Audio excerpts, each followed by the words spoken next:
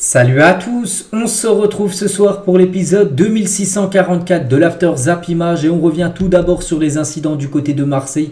Et Lyon prend la parole sur le comportement raciste de plusieurs individus dans le parquage des supporters lyonnais au stade Vélodrome hier. Il y en a quelques supporters lyonnais, les gars, qui ont fait quand même des saluts nazis, tout ça. Donc voilà, ça passe pas du tout. Donc Lyon a sorti un communiqué. Lyon condamne fermement les inacceptables comportements racistes d'individus dans le parquage dimanche, donc hier pour le match.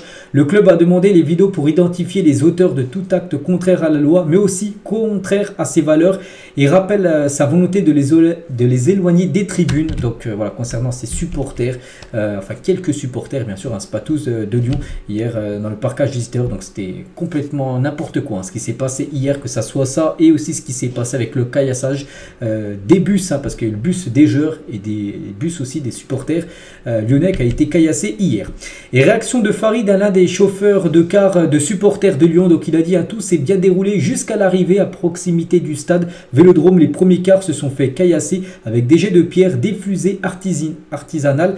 Les vitres de ces cars là ont explosé. Les CRS nous ont dit d'accélérer. J'ai été choqué et effrayé. Il y avait des supporters à droite, à gauche, en gros un peu partout. Donc on peut comprendre qu'il a vraiment flippé. La police était débordée. Je me suis senti en insécurité. Ils étaient là pour en découdre. Malgré la protection policière, il y a quand même 5 cars dont les vitres ont explosé lors de ce cortège des supporters lyonnais pour arriver du côté du Vélodrome hier. Et par exemple, regardez cette photo comme d'un bus, d'un car supporter lyonnais. Donc il n'y a pratiquement plus aucune vitre. Tout a été détruit hier lors de ce caillassage. Et Thibaut Leroll, donc un consultant de Prime Video, s'exprime sur les incidents hier soir à Marseille. Un visage en sang, des comportements racistes et une haine exacerbée, une étape supplémentaire dans la bêtise et la folie, triste reflet de notre époque. Donc une question désormais, comment éviter l'étape suivante, celle du drame, parce que on a l'impression que ça monte crescendo et la prochaine étape ça va être un drame, ça va être quelqu'un qui va se faire tuer, qui va prendre un caillou sur la tête et qui va mourir pour aller voir du foot. C'est fou ce qui s'est passé comme hier. Donc c'est pour ça que je pense que la LFP là tout ça va pointer, mettre des points sur la table et vraiment essayer d'étudier pour que bien sûr on ne revoit plus ça du côté de la Ligue 1, même du côté de n'importe quel championnat dans le monde. Et la ministre des Sports évoque qu'un retour aux interdictions de déplacement est envisagé parce que les supporters lyonnais pouvaient venir du côté de Marseille, mais ils sont fait caillasser. Mais eux, ce qu'ils ont fait avec les saluts nazis, tout ça, donc ça passe pas. Et c'est pour ça qu'elle dit que bientôt, on sait qu'il y a déjà pas mal d'équipes qui en gros leurs supporters ne peuvent pas aller faire les déplacements. Ça sera peut-être bientôt pour Lyon. On va devoir durcir, c'est ça le résultat. Ok, on va durcir, on va essayer de faire en sorte que là où on sera autorisé, que ce soit cette fois-ci exemplaire et un vrai sursaut. Donc voilà, il y aura pas mal, je pense, d'interdictions de déplacement de supporters là dans le futur, vu ce qui s'est passé hier du côté du stade Vélodrome. Et il y a même eu Infantino, donc le président de la FIFA, qui a réagi par rapport à ces incidents hier du côté de Marseille. Donc il a dit il n'y a absolument pas de place pour la violence dans le football, sur le terrain ou en dehors de tels événements comme ceux survenus à Marseille avant le match de Ligue 1 entre l'OM et l'OL n'ont pas leur place dans notre sport ni dans notre société, et je n'appelle aux autorités compétentes pour veiller à ce que les mesures appropriées soient prises par rapport à ce qui s'est passé, sans exception. Dans le football, tous les joueurs, entraîneurs et supporters doivent être en sécurité pour profiter de notre sport. Donc il a mis ça sur son réseau Instagram, Infantino, le président de la FIFA, parce que tout le monde a vu ça, bien sûr. C'est une honte totale quand même du côté de la France, les gars, ce qu'on a vu, parce que dans les autres pays, on est pointé du doigt par rapport au manque de sécurité. Tu peux quasiment perdre la vie en allant voir un match de foot. C'est totalement fou. Voilà, on clôture bien sûr cette page, on reviendra peut-être demain avec des autres infos sur ce qui s'est passé hier. Concernant toujours la Ligue 1, les affluences de la 10e journée de Ligue 1, voilà les stades où il y avait le plus de monde. Donc Lille, c'était du côté de Lille, Lille-Monaco, il y a plus de 40 046 spectateurs exactement. À Lens aussi, beaucoup de monde. Marseille, si le match aurait été joué, ça aurait été Marseille, il y avait la plus grosse affluence, ça aurait pu monter à plus de 65 000 supporters. Donc voilà, clairement, c'est où il y a le moins de monde, à plus de 10 800 spectateurs pour la rencontre. L'équipe type de la 10e journée de Ligue 1 au nord, c'était le béton. Voilà, parce qu'il y a pas mal soit de genre de Lens ou soit de genre de Lille, comme Chevalier, comme Medina, le défenseur lensois.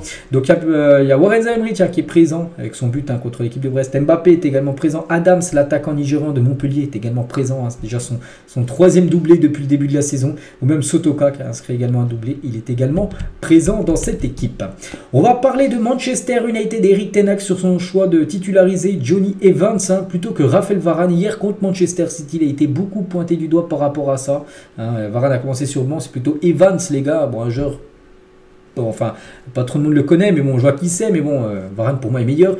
Il a dit j'ai choisi Evans comme titulaire et Varane sur le banc d'un point de vue tactique. Oui, exactement. Voilà.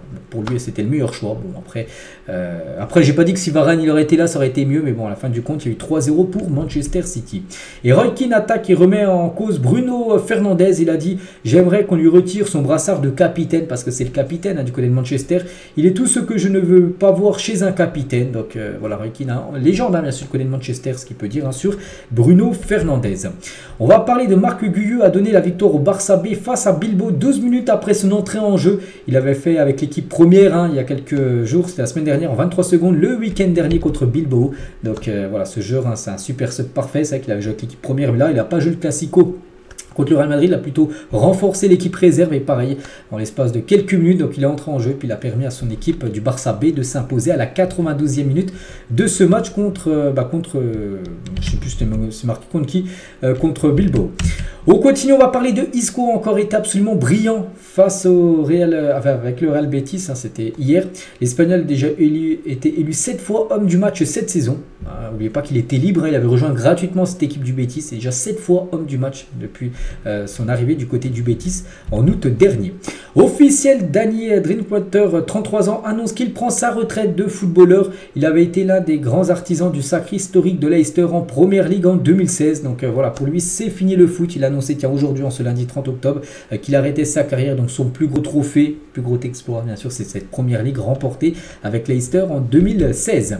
Officiel, la commission de discipline de la FIFA a interdit à Luis Rubiales toute activité liée au football pour une durée de 3 ans à cause, vous savez, du bisou forcé avec Jennifer Hermoso. Donc du coup, voilà, c'est officiel, c'est passé aujourd'hui dans le tribunal, tout ça. 3 ans, il ne peut rien faire avec une activité avec le foot pendant 3 ans, Luis Rubiales.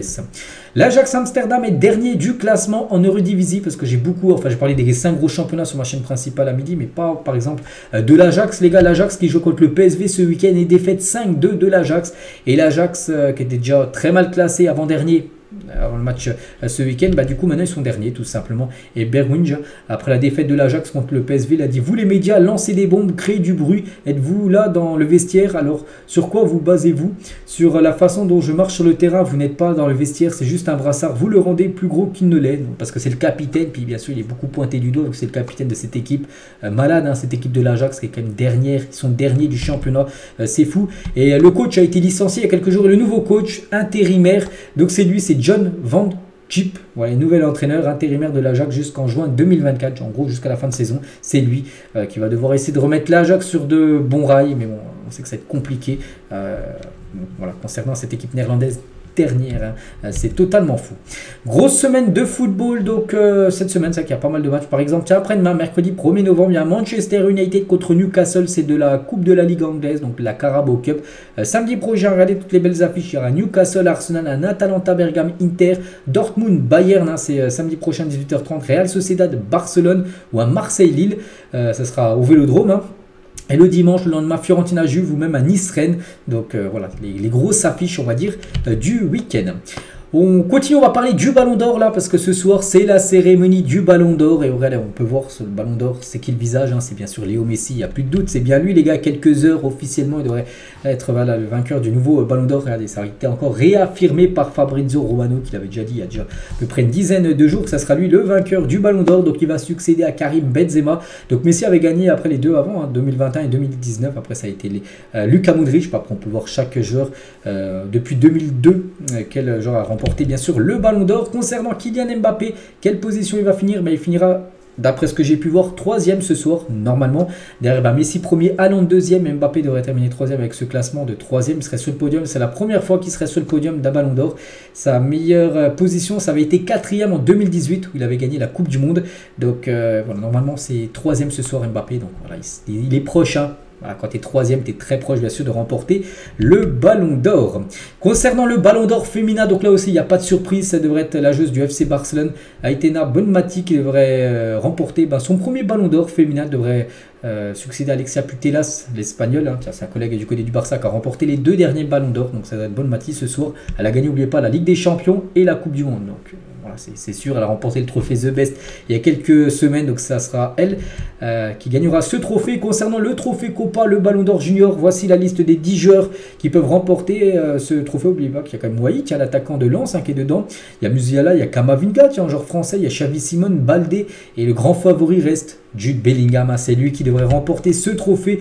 Le trophée Copa a fuité. En gros, il s'agit de Jude Bellingham devant Jamal Musiala qui devrait terminer deuxième. Musiala aussi qui a fait une grosse saison. Donc voilà, concernant ce trophée aussi, on sait déjà qui le remportera. Donc voilà ce qu'il y a à dire. J'espère que ça vous a plu. On se retrouve plus tard, bien sûr, pour la prochaine vidéo. A plus.